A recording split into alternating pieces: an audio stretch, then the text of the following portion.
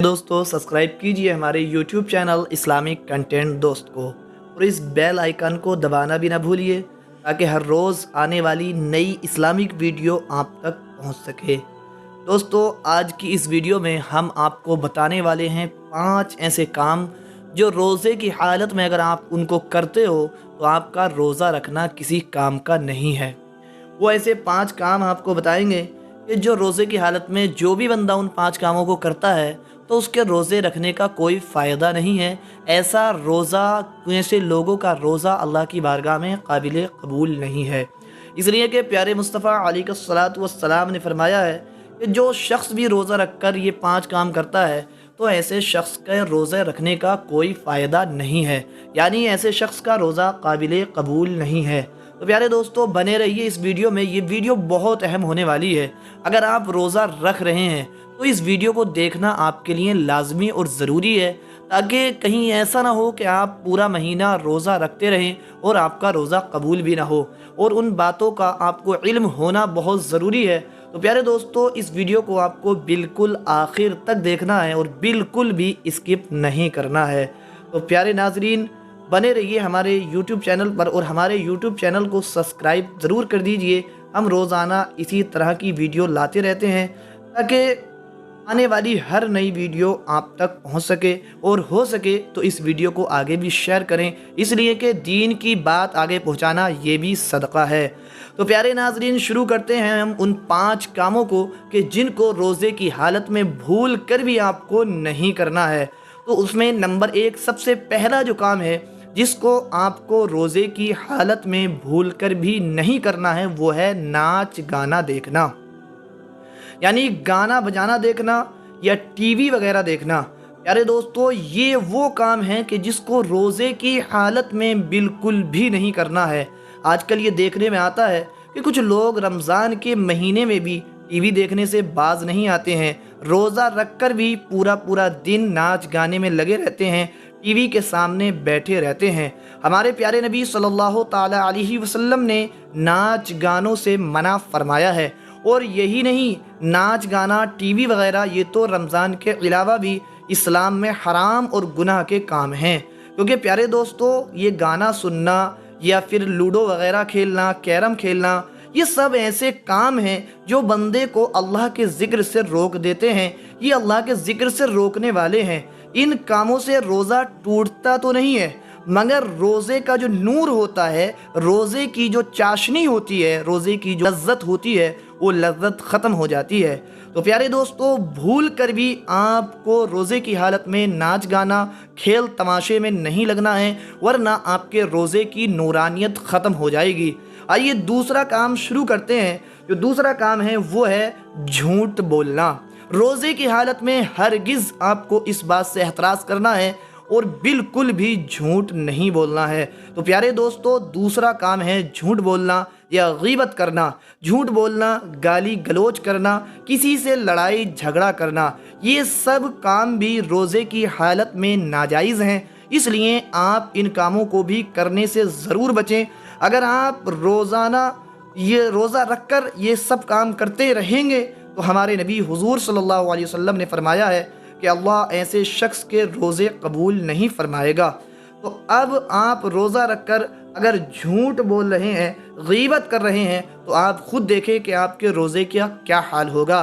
प्यारे दोस्तों हज़रत अबू हुरैरा रज़ी अल्लाह ताला अन्हु से मरवी है, फरमाते हैं कि प्यारे मुस्तफ़ा अलैहिस्सलातु वस्सलाम ने इरशाद फरमाया कि जो शख्स रोज़ा रखकर झूठ बोलेगा, यानी कि रोज़े की हालत में भी झूठ बोलना वो नहीं छोड़ेगा, झूठ बोलने से बाज नहीं आएगा, तो अल्लाह ताला उसको उसके रोज़े का जो बदला है वो नहीं देने वाला है, उसके रोज़े का कोई अज्र उसको नहीं मिलने वाला है। तो प्यारे दोस्तों दूसरा काम जिससे आपको हरगिज़ परहेज़ करना है, बिल्कुल बचना है, वो ये है कि किसी की गीबत नहीं करनी है, किसी की चुगली नहीं करनी है, झूठ नहीं बोलना है।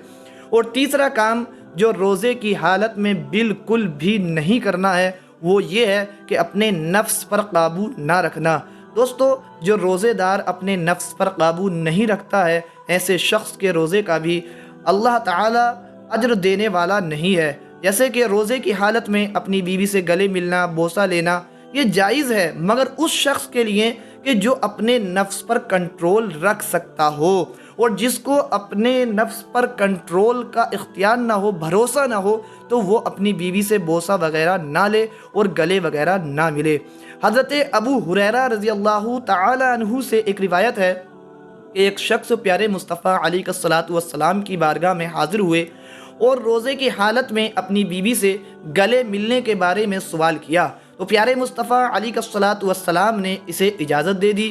پھر ایک اور دوسرے شخص آئے اور انہوں نے بھی وہی سوال پوچھا، تو پیارے مصطفیٰ علیہ الصلوۃ والسلام نے اسے منع فرما دیا، یعنی کہ دوسرے شخص کو اجازت نہیں دی۔ اس پر حضرت ابو ہریرہ رضی اللہ تعالی عنہ نے عرض کی، یا رسول اللہ صلی اللہ تعالی علیہ وسلم، ایسا آپ نے کیوں کیا؟ تو بیان فرماتے ہیں کہ جس شخص کو نبی کریم صلی اللہ تعالی علیہ وسلم نے اجازت دی تھی وہ شخص بوڑھا تھا، ضعیف تھا، اور جسے نبی کریم صلی اللہ تعالی علیہ وسلم نے منع فرمایا تھا وہ نوجوان تھا۔ تو پیارے دوستو، تیسری جو چیز تھی وہ یہ تھی کہ آپ کو اپنے نفس پر کنٹرول رکھنا ہے، اپنے نفس پر قابو رکھنا ہے۔ کہیں ایسا نہ ہو کہ روزے کی حالت میں آپ بے قابو ہو جائیں اور وہ کام کر لیں جس سے آپ بہت بڑے خسارے میں پڑ جائیں گے۔ تو پیارے دوستو، 3 کام یہ آپ نے سماعت کر لیے، چوتھا کام اور آپ سماعت کریں۔ کہ چوتھا کام کیا ہے؟ فرماتے ہیں کہ حضرت ابو ہریرہ رضی اللہ تعالیٰ عنہ، اور چوتھا نمبر ہے گندے اور بیہودہ کام کرنا۔ دوستو، روزے کی حالت میں بالکل بھی جہالت والے کام آپ کو نہیں کرنے ہیں۔ یہ الٹے سیدھے کام اور الٹی سیدھی باتیں، گندی اور ناجائز باتیں بالکل بھی نہیں کرنی ہیں، یہ بھی منع ہے۔